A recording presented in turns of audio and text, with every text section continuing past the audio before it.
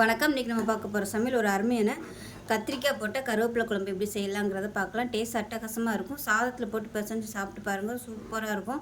இட்லி தோசைக்கெலாம் கூட தொட்டுக்கலாம். வாங்க அதை எப்படி செய்யலாங்கிறத பார்க்கலாம். ஒரு கடாயை எடுத்துக்கலாம். ஒரு 2 சொட்டு எண்ணெய் விட்டுக்கலாம். எண்ணெய் லேசாக சூடாகும். நல்லா ஒரு கப் அளவுக்கு ஃப்ரெஷ்ஷான கருவேப்பிலை சேர்த்துக்கலாம். சேர்த்துட்டு நல்லா மொறுன்னு வறுத்து எடுத்துக்கலாம். இப்போ பாருங்கள், கருவேப்பிலை இந்த அளவுக்கு நல்லா கருப்பட்டதும் மிக்ஸி ஜாருக்கு மாற்றிக்கலாம். ஆறுச்சுன்னா மொறுன்னு வந்துடும்.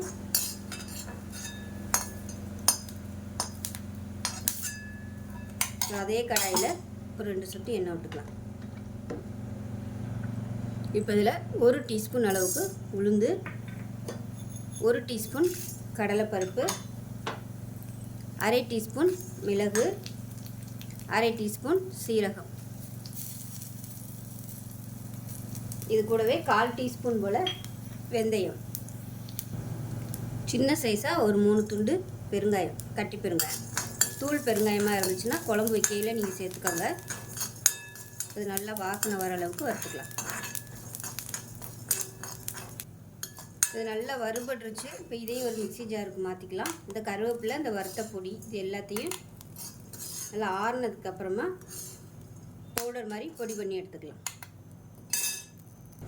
இப்போ அதே கடாயில் தேவையான அளவுக்கு நல்லெண்ணெய் சேர்த்துக்கலாம். எண்ணெய் நல்லா சூடானதும் கடுகு 1 டீஸ்பூன், சீரகம் 1 டீஸ்பூன், வெந்தயம் 1 டீஸ்பூன் சேர்த்துக்கலாம். இது கூட ஒரு 3 வரமிளகாய் சேர்த்துக்கலாம்.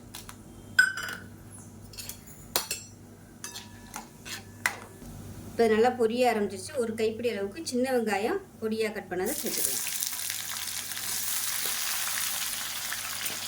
இது கூடவே ஒரு 10 பல் பூண்டு சேர்த்துக்கலாம். நான் முழுசாக தான் சேர்த்துருக்கேன், நீங்கள் நறுக்கி சேர்க்குறதுனாலும் சேர்த்துக்கலாம். இப்போ வெங்காயம் ஓரளவுக்கு வதங்கிடுச்சு. இப்போ கத்திரிக்காயை சேர்த்துக்கலாம். நான் வந்து சின்ன கத்திரிக்காயை அப்படியே முழுசாக சேர்த்துருக்கேன். கட் பண்ணி சேர்க்குறதுனாலும் சேர்த்துக்கலாம். ஃபஸ்ட்டு இப்போ வந்து இந்த கத்திரிக்காயை நல்லா எண்ணெயில் வதக்கி விட்டுக்கலாம்.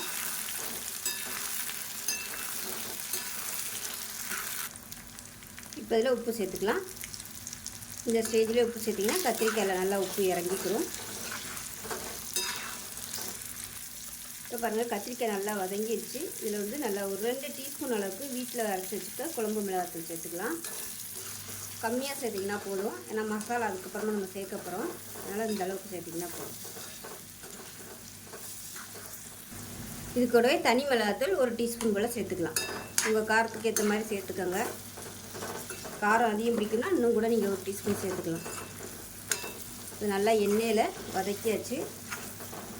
இப்போ மீடியம் சைஸாக 2 தக்காளி நான் வந்து மிக்சியில் அடித்து வச்சுருக்கிறேன். நீங்கள் நறுக்கி போடுறதுனாலும் போட்டுக்கலாம்.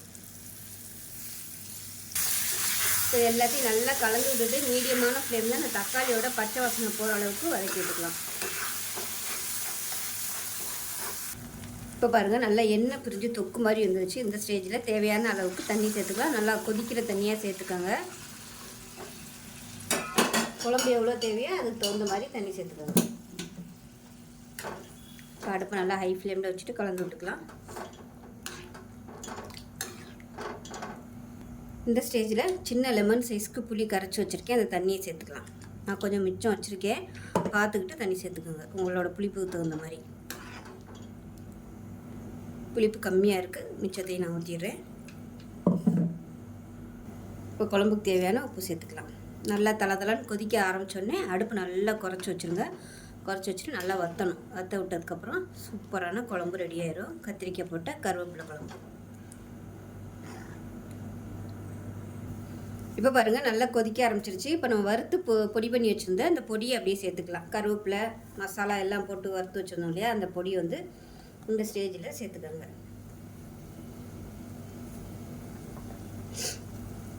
இப்போ நல்லா கலந்து விட்டுடலாம்.